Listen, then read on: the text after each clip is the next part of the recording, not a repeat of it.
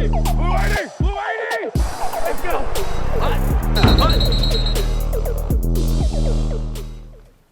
Welcome to the EdjSports Coach Rankings Show. I'm your host, Katie George. Be sure to follow EdjSports on all social media platforms. That's EdjSports. You can find the links below. And if you're watching on YouTube, be sure to give us a like and subscribe for all betting content, as well as updates for the Coach Rankings each week.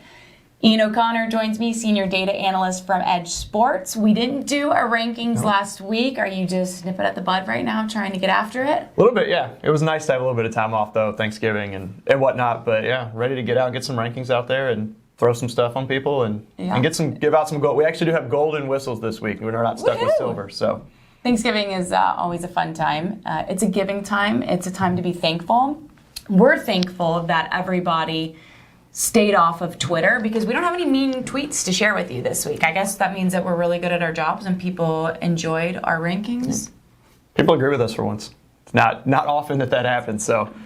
No, you can follow us, though, EdjSports on Twitter and get in on the conversation if you want, or send us nice, mean tweets, and I'm sure we'll get some buzz after our rankings. Definitely this week. So let's take a look to see if we had any movement this week in terms of our coach rankings. This is probably going to ruffle some feathers. Is that fair to say, especially based off of our initial unveiling? Pittsburgh Steelers head coach Mike Tomlin is now at the bottom of the barrel. He is in last place for the 2021-2022 season. Why is that? So, a lot of you that were coming at us for having Robert Saleh in last place are going to be happy with this, but he moves up to 31st more so because Tomlin has just been absolutely terrible this year. As far as fourth down decision making goes, being very conservative. He's got 6 errors of 4% or more. The next closest coaches have 4, and that's Pete Carroll and Joe Judge. So not really great company to be in when it comes to fourth down decision making. He's got more errors and win probability loss on fourth downs than any coach in the league. So just really not taking advantage. Big Ben isn't what he has been in his past. But still, they've got a lot of talent on that team with Nagy Harris. They've got Deontay Johnson, Chase Claypool, a lot of really good players that should be taking advantage of some of those, especially fourth and short situations. But really, kind of last week was kind of the high point of or I guess the low point of the season. Just it looked like he was coaching scared. He had a couple opportunities. They were down the 41-10 blowout to Cincinnati. He passed up a 4th and 4 at the Cincy 47, down 14 early in the second quarter, and then passed up a 4th and 1 at his own 34. That was when he was down 21 late. Even when he was down 28 and 31 in the third quarter, passed up 4th and 11 and 4th and 8. Those are really long, not really high probability of converting those. But if you're not going to go for it at that deficit, do you even really want to win? I mean, if he was planning to lose by less, which we see a lot of coaches do, it didn't work out because the Bengals went on to score even more points after those punts. So really just an embarrassing all-around performance from both Mike Tomlin and the team. It looked like they were not ready to play at all. Well, it's also not that surprising because he was already far down the list, but now he's sitting in last place. Has there been a fall from grace from anybody else the last 2 weeks? Absolutely, and Carlito Frito from a couple weeks ago will be very happy to hear this. Was one of our mean tweets we did have. I think he was on there a couple times. But Mike McCarthy has had just a really bad 2 weeks. He was number 1 2 weeks ago. He dropped to number 6 last week and number 12 this week. So he's dropped 11 spots in the last 2 weeks. Dallas really hasn't dropped much in EPI, which is the metric that judges the team's performance on the field, how good they are. They've only dropped from 3rd to 5th, so still pretty good. We know they've missed a couple of their receivers the last week or two, so that's had an impact on them, but they're still top 5. But McCarthy has dropped. He went from 6th to 17th in CCI and then 17th to 24th. So just a really bad couple weeks in that Chiefs game, in the game on Thanksgiving against Las Vegas with his fourth down decision making. Just really has not been optimizing their win probability, especially with the team. Like you mentioned, even not having those receivers, you've got Zeke Elliott, Tony Pollard, who can both catch passes out of the backfield, Dalton Schultz and Blake Jarwin, a couple really good tight ends. Cedric Wilson has shown flashes at times, and he had a couple drops in the Kansas City game, but had a big game last week. So even with the lack of talent with a quarterback like Dak Prescott, you can make things happen there. So now others around him have kind of taken advantage. That's part of the reason he dropped so much is some other coaches have moved up and been a little bit better. That's a good point. But it's not to say that he doesn't deserve at least some of this drop that he's gotten. Yeah. So who would be trending in the right direction? So a couple of coaches, one of them was already in the top 10. Sean Payton moves up he was just outside the top 10, moves up 4 spots to 7th despite that loss to Buffalo on Thanksgiving night. He had the second highest net win probability game this week on fourth downs. He's had his moments this year with some short field goals when they're down late, like from the 7, from the 4 when they're down 11, 12 points, choosing to take the field goal. But this week was a really good showing. He had three really good calls. All came in the second quarter. One was a 4th and 1 from his own 31 down by 10. So a lot of times, coaches really get criticized for this, and I'm sure he did. Saying, if you don't get it, they're already in pretty much field goal range to go about 13, if not 17, with a touchdown. And then another was was later on 4th and 8 from the Buffalo 49. So a situation we saw Mike Tomlin even on a 4th and 4 didn't go for it. He was down 21 at that point. They were only down 10 points, the Saints were, and still chose to go for it here instead of punting, just realizing that the amount of field position you can gain on a punt from there really isn't worth what you can gain by converting if we're able to convert there. He's got a really good defense too. So even if they don't get it, Buffalo put up some points. But that defense, he trusted his offense and his defense in that situation, even with a kind of subpar quarterback in Trevor Siemian, although it looks like Taysom Hill is now going to get his first start of the season this week. So maybe he'll be a little bit more aggressive with Hill under center. But his 2 errors were pretty minimal this week, less than 1% in win probability each. So it's really love to see that from Sean Payton, who we've mentioned in past shows is pretty much always near the top 5, top 10 in our list. And then Mike Zimmer is one who got a lot of criticism from us early in the year against Arizona, had like a combined 30% win probability loss in one game, was really conservative, just did not do well. But he is up 4 spots to 19th, so still not too high, but he moves up, had a good week. They remained the same in EPI, but he moves up 3 spots in CCI and had the 3rd highest net win probability gain on 4th downs this week. Both of them were 2 of his decisions were 4th and goal goes. One was early, it was a 4th and 2. I think the 3rd drive of the game was tied. They ended up converting. Kirk Cousins hit Adam Thielen for a touchdown to put him up 7-0 early. The other one came with about 9 minutes left in the game. They were down 8. And he chose to go for it instead of, like a lot of coaches I think would do, kick a field goal, say, hey, let's get within 5. We've got 9 minutes left. That's a lot of time. But he chose to be aggressive and said, hey, we're going to try and tie the game right here with a touchdown and 2-point conversion. Didn't work out, but our model really liked the decision. Ended up being, I think, our 4th or 5th best 4th down decision of the week this week. So Sean Payton, Mike Zimmer, moving in the right direction. Mike McCarthy, unfortunately not. But we'll see if he can get back on track. Mike Tomlin, not. A lot of Mikes in the movement this week. So we're going to roll out a new segment, and it's called the Hot Seat Tracker. This is where we evaluate decisions made by a head coach who is in the news or rumored to be on the verge of being let go from his current position.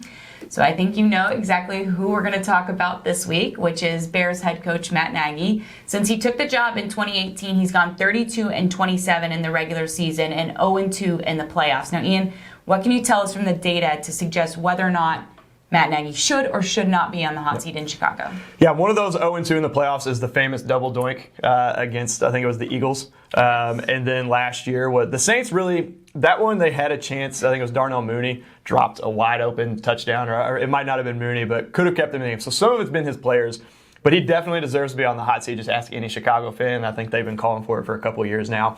But it's more so for reasons that we can't track. So we don't look at it's really hard to really quantify how a coach schemes for his player, like Justin Fields. A lot of the criticism has been he's not scheming correctly for his quarterback. Because personnel is hard to track, as well as coaches who often make good decisions but just don't have the greatest players. Right. Is that fair? Yeah, and we see that from Dan Campbell this year, who's been making good decisions, but the play, Jared Goff has thrown it away on 4th down a couple times instead of trying to make something happen.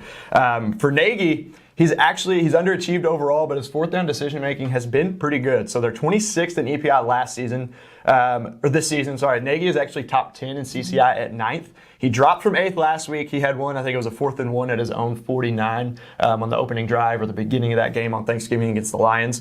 But last season he was 19th. In 2019 he was 23rd. So he's slowly moved up and been good there, at least in that department. But it's the rest of the coaching, I think, that makes people think he's going to be gone at the end of this season.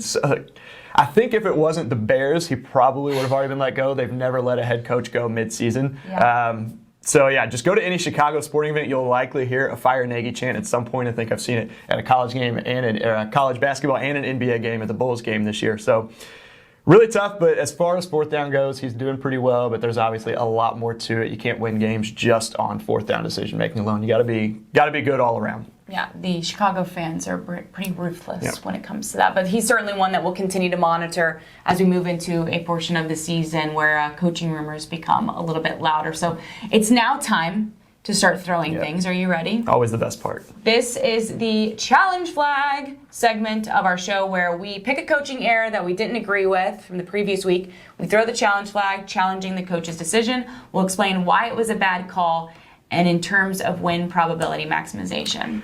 Yeah, I'm going to throw it on Arthur Smith. I'm going to do a little Mike Vrabel throw here as kind of as far as I can. Please don't break the camera. Okay. Yeah, Arthur Smith, he's, he doesn't have a very good team to start. Calvin Ridley has stepped away from football for personal reasons, so that's their number one receiver, one of the best receivers in the league. He's still got some good players, but really just not the best roster in the league. But in this one, he's playing Jacksonville, who is also not a good team at all. Opening drive, he had 4th and 7 from the Jacksonville 41.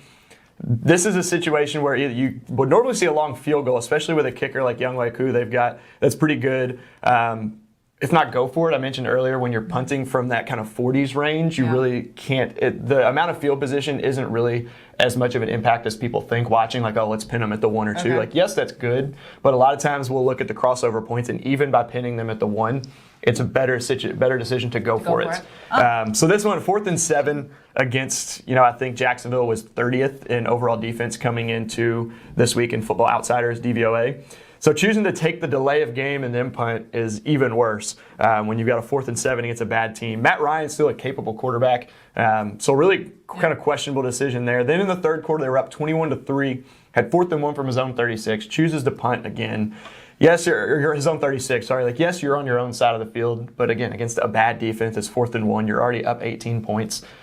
Just be aggressive, keep it on. And then the fourth quarter, he's up 7. This was a big one. 20 or 2:30 left in the game. 4th and 3 from the Jacksonville 46. Again, takes a delay of game and chooses to punt instead of going for it. If he can get 3 yards, the game's over. I don't think Jacksonville had any timeouts, maybe one timeout, but you're able to pretty much run down the clock and win the game. Instead, Jacksonville had an opportunity to win, or at least tie it up, but they're Jacksonville, they didn't. So, it looks good in hindsight, but really not the best decisions from Arthur Smith this week in a game that, that's partially, I think, the reason why they're able to come back is not taking advantage of the opportunity. So Jacksonville kind of made it a game. Where does Arthur Smith fall on our coach rankings? He is down quite the way down. I don't have the actual ranking on me, but I think he was 28th or 29th last week. Part of that is Atlanta's performance bringing him down, but also fourth downs. He's been a little bit better than he was this week, but overall, he's near the bottom. We see that a lot of times with first-year coaches too. I think we mentioned it on the first show where they're kind of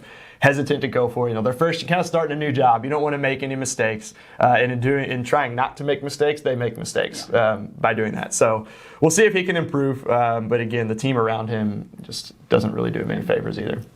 I am going to throw my challenge flag on Sean McVay. Sean McVay, they were down 11 with a minute and a half to go against Green Bay. No timeouts. It was 1st and 10 at the Green Bay 30. Okay, they needed a touchdown, a 2-point conversion, a field goal, and then they also needed to recover the onside kick. So that's a lot of things that needed to happen. Rather than just kicking the field goal to save time, he decided to continue to run the football, and on 3rd and 1 at Green Bay's 21, they ran it. They eventually didn't even get the first down there either. Didn't get the first point. When they kicked the onside kick, there was 18 seconds left. Yeah, and the thing with that too, you said they run it on 3rd and 1. It's not like it's college where, hey, we get the first down, the clock stops. I think there was 45 seconds or 50 seconds left when they ran it and then went down. You said it's like 21 seconds when they kicked the field goal, and then there's pretty much no time left. So just take the field goal when you can get it. You know that's something, a part of the equation if you're going to be able to win this game. Right. Unfortunately, they waste time doing it. And Sean McVay is usually pretty good about the decisions he makes. I thought that one was pretty surprising. Yeah, he's middle of the pack. Said he had a really good one last week, and he's kind of hit and miss, but this is one of those you would think pretty much anyone would kind of catch on to that, especially a guy as smart as he is, when it comes to just football and situational awareness for the most part. But really surprising. Yeah, we're not all about the bad though. We've said that. We like to give credit where credit's due, and we finally got our golden whistles in the mail. Thank you, Jeff Bezos. We appreciate your timely arrival here. I think they got here right after we finished last week too, didn't they? That's just par for the course. We want to give credit where credit's due, right? So great call that was made. we give the Golden Whistle Award. Who did you really like in a certain situation that made a great decision? Mine goes to the same game we were just talking about, Los Angeles and Green Bay, to Matt LaFleur, who now moves up. He's now in second place in our rankings, jumps over Cliff Kingsbury, who was idle last week. Arizona was on their bye. But on the first Green Bay drive, 4th and 1 at the Green Bay 49, decided to go for it. This one was really cool, too, because the crowd, you could hear as soon as I think A.J. Dillon got the ball on third down, didn't get the first down, and as soon as the crowd saw it, they started cheering, wanted to go for it. And LaFleur was our coach of the year last year, so really no surprise to see him go for it here. They got it. They ended up not getting any points on this drive. It was like a 15-play drive that ended in no points. But this was the best decision at this situation to maximize Green Bay's win probability. Ended up being our third best decision of the week. So really awesome from LaFleur. And then later on, 4th and 2 at the Rams 21. This is early in the third quarter. This is also the opening drive of the second half. Green Bay was up by 3, chose to go for it. And the broadcasters, a couple times, and we'll get to one of their other kind of questionable comments they made in this game, but say didn't like the decision, like to take the points, which we love to hear. Not really. But there's really no guarantee, especially given Mason Crosby's struggles kicking this year. Yeah. There's no guarantee that 38-yard field goal is going to be good. And when you've got Aaron Rodgers, A.J. Dillon, even Aaron Jones was back for this game, Devontae Adams, you need 2 yards. Even against a Rams defense that's good, but really hasn't been performing too well lately, it's the right decision by our model to go for it there. Green Bay went for it, converted, ended up scoring a touchdown, and the rest is history. I am going to give my Golden Whistle Award to Sean McVay. Was not Even though ready I for just chastised him for the decision he made late in the game against Green Bay, I'm going to applaud him for a decision he made late in the first quarter. They were down by 7. LA had just punted and fumbled in their first 2 drives, 4th and inches on their own 29-yard line, and they decided to go for it. Broadcasters, to your point, they called it desperate and way too early in the game. But here with our analytics, it's never too early to go for it on 4th and inches, especially when you're going, with a team that's got a top 5 defense, which LA does. So I like the aggressive call from Sean McVay. I'm giving him the Golden Whistle Award, even though I chastised him for the decision that he made late in the game. And there's analysis, too, on looking. So our model, just kind of as a side note, it looks at it as a 4th and 1.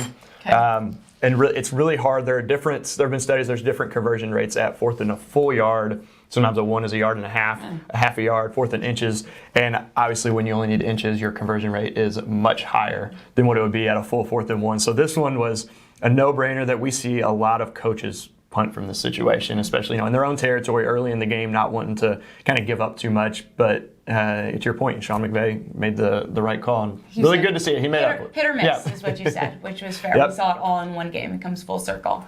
Lastly, we're going to pick our head-to-head coaching matchups that we're most looking forward to. And just to be clear, these selections don't focus on storylines or on-field matchups, but rather what we're most interested to see from the head coaches on the sideline. So what head coaching matchup are you most looking forward to this week? So mine is Brandon Staley and Zach Taylor, the Chargers and the Bengals. Staley, again, is atop our rankings. He's been number 1 2 weeks in a row and 3 out of the first 4 weeks that we've done this, so he's been doing really well so far. This one could be a shootout. Los Angeles, I think, is number 2 or number 3. The Chargers are number 2 or number 3 in offense so far this season in Football Outsiders DVOA. Okay. Neither defense is better than 16th, I think.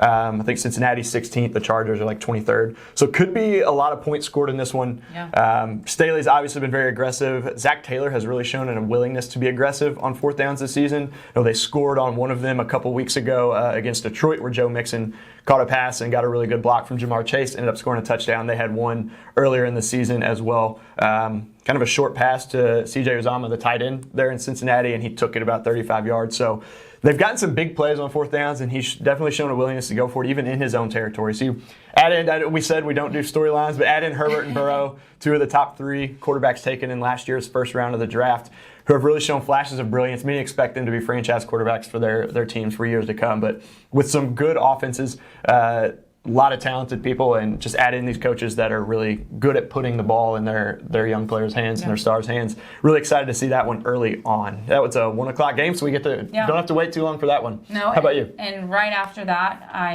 am looking forward to John Harbaugh and Mike Tomlin. Baltimore's coming off of a nice win over Cleveland.